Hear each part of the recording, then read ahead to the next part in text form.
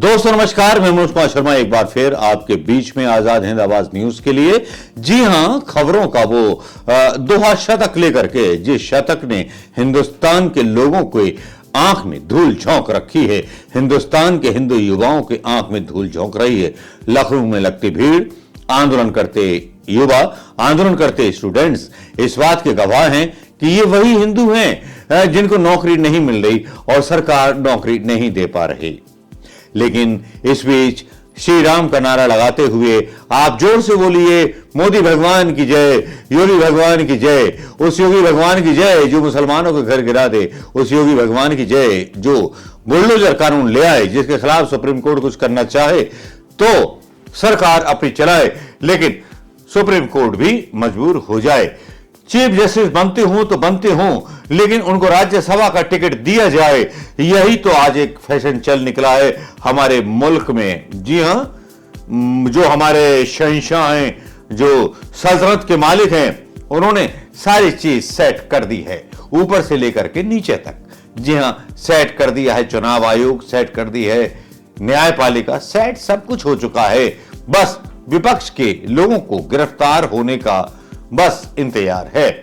महाराष्ट्र चुनाव में हो रही सारी चीजों पर भी चुनाव आयोग की नजर है, क्योंकि प्रधानमंत्री मोदी को इतना टाइम नहीं है कि चुनाव मतलब महाराष्ट्र के चुनाव पर निगाह रखें। चुनाव आयोग को जिम्मेवारी सौंपी गई है कि किसके हेलीकॉप्टर की तलाशी लेनी है, किसके हेलीकॉप्टर की तलाशी नहीं लेनी। लेकिन इसी बीच जहां उपचुनावों में भारतीय जनता पार्टी अपने अनथक प्रयासों से और अनथक कोशिशों से, अनथक एजेंसियों के माध्यम से जो प्रयास कर रही है वो बहुत काबिल तारीफ है। ऐसा पहला कभी 70 साल में नहीं हुआ, तो मोदी जी को बधाई दी जानी चाहिए। लेकिन दोस्तों, इसी बीच प्रधानमंत्री मोदी ने एक जो है बड़ी उपलब्धि पाई है। जैसे ही हमारे देश के भक्तों के फूफा ट्रंप जीते, जिनके लिए जो था हवन किया गया था, वो वाकई में कमाल था। और ट्रंप जीते, हवन का प्रभाव इतना था कि देवताओं ने जो था ट्रंप का साथ दिया। भले ही ट्रंप के बारे में स्टोरी मैं डालूंगा, जिसके बारे में कुछ चीजें इकट्ठे कर रहा हूं, वो भी आप देख लीजिएगा। लेकिन ट्रंप साहब ने अपने देश की बात की है।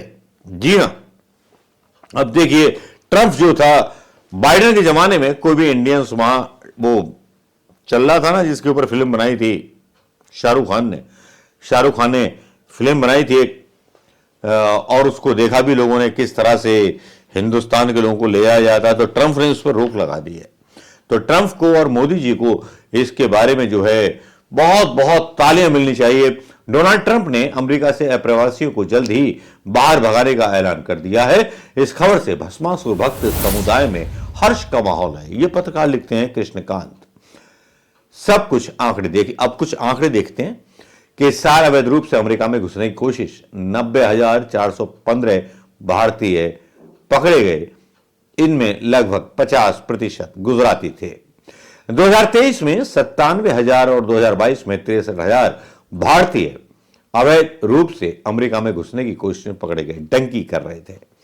अमेरिका में लगभग 9 लाख भारतीय अवैध रूप से रह रहे हैं और अमेरिका की जनसंख्या में 4.78 करोड़ लोग ऐसे हैं जो किसी दूसरे देश से पैदा हुए हैं। इनमें भारतीय मूल के 28 लोग हैं। अब देखना यह है कि जिस ट्रंप के लिए सारे प्रधानमंत्री मोदी जी के सपोर्टर बोल रहे थे कि इनको चुनाव जीतना चाहिए, कितने भारतीयों को वो बाहर करते हैं। भले ही प्रधानमंत्री मोदी जी बांग्लादेश के लोगों को सीएए और सारे कानून लाकर के, नागरिकता देकर के अपना वोटर बनाना चाहें, वो एक अलग बात होगी। लेकिन यहां ट्रंप ने तो ऐलान कर दिया। ट्रंप के जीतने से अब हिंदुस्तान को भी जो है नुकसान हुआ है। अब दोस्ती निभाते हैं मोदी तो थोड़ी निभाते हैं, बड़ी दोस्ती निभाते हैं प्रधानमंत्री मोदी। इतना सारा तेल उन्होंने खरीद रखा है रूस से, जिसको वो निर्यात कर रहे थे। अब डोनाल्ड ट्रंप की नीति अलग आ गई। डोनाल्ड ट्रंप जो है यूक्रेन के साथ संधि करवाने वाले हैं और रूस के साथ संधि करने वाले हैं अलग से, और खुद तेल खरीदेंगे और बेचेंगे। इंडिया के प्रधानमंत्री मोदी की हिम्मत है कि इस पर ऐतराज जता सकें?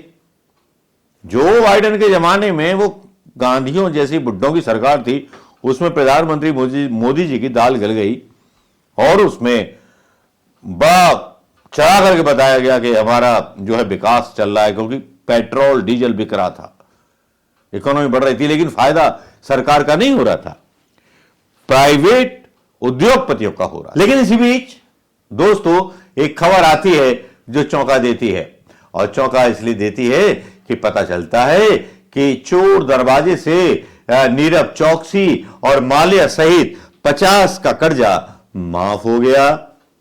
और प्रधानमंत्री मोदी जी के बहुत सारे अनगिनत वीडियो आपने देखोगे नीरव भाई और चौकसी के बारे में, माल्या के बारे में। अब ये जो है कल बीते दिनों की बात हो गई, नीरव चौकसी आरटीआई में बड़ा खुलासा हुआ, कांग्रेस ने इसका जवाब मांगा था। भारतीय रिजर्व बैंक ने स्वीकार किया है, उसने 50 टॉप विलफुल डिफॉल्टर्स के 68,607 करोड़ रुपए के कर्ज माफ किए हैं। इसमें भगोड़ा हीरा कारोबारी मेहुल चौकसी का भी नाम शामिल है। यह जानकारी एक आरटीआई के आवेदन से सामने आई। प्रमुख आरटीआई कार्यकर्ता साकेत गोखले ने 50 शीर्ष विलफुल डिफॉल्टर्स जानबूझकर कर्ज न चुकाने वालों के खिलाफ डाली थी के बारे में जानकारी हासिल करने 16 फरवरी तक उनके ऋण की मौजूदा स्थिति के बारे में जानने के लिए एक आरटीआई का आवेदन दाखिल किया था, सिंपली।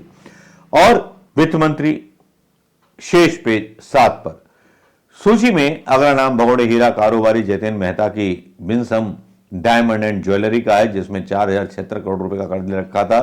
केंद्रीय जांच ब्यूरो ने भी बैंक धोखाधड़ी के लिए इसकी जांच कर रही थी। 2,000 करोड़ रुपए की श्रेणी में कानपुर स्थित रोटमैक ग्लोबल प्राइवेट लिमिटेड है, जो प्रसिद्ध कोठारी समूह का हिस्सा है। इसने 2850 करोड़ रुपए का कर्ज ले रखा था, इसको भी माफ कर दिया गया। शीर्ष पर मेहुल की गीतांजलि जेम्स को भी माफ कर दिया गया। और राहुल गांधी बोले कि यार सच तो छिपाया था। बाकी पेज 7 चीजें आ गई, वो पेज 7 पर चली जाती हैं, क्योंकि खुल के स्टोरी उस पेज 7 पर आएगी, जहां पर प्रधानमंत्री मोदी जनता का पैसा जो बैंक में जमा है, जिसका ब्याज जनता से लिया जाता है लोन देकर भी, और पैसे जमा करने के बाद चोरों को बचाने की कोशिश है, जिसमें हमारे साहिब कहते थे, सुल्तान कहते थे कि ना खाऊंगा ना खाने दूंगा। इन्होंने खाने भी दिया, खाया भी खूब, बांटा भी खूब, लोगों को खरीदा भी खूब, चाहे चुनाव आए हो या कुछ हो, हर जगह करप्शन ही करप्शन फैला दिया। इतनी गंद मचा दी प्रधानमंत्री मोदी की सरकार ने कि इतनी गंद कभी देखी नहीं थी। कभी न्यायपालिका को बिकता हुआ नहीं देखा था, कभी मीडिया को बिकता हुआ नहीं देखा था। लेकिन यह भी देश का दुर्भाग्य है कि 70 सालों में जो ना देखने को मिला, वो अब 10 सालों में देखने को मिल गया। थैंक यू पीएम साहब, आपका शुक्रिया हिंदुस्तान के लोगों की औकात बताने के लिए और नेताओं की औकात बताने के लिए कि नेता सत्ता के लिए क्या कर सकते हैं। और आपने सत्ता के लिए जो किया वो वाकई में काबिले तारीफ है। सत्ता पानी हूं तो आप जैसे प्रयास करने चाहिए। राहुल गांधी के प्रयास आपके सामने बिल्कुल पप्पू हैं, आपने सही बोला। नमस्कार, जय हिंद दोस्तों। कैसी लगी है खबर? अच्छी लगी हो तो शेयर करना मत भूलिएगा।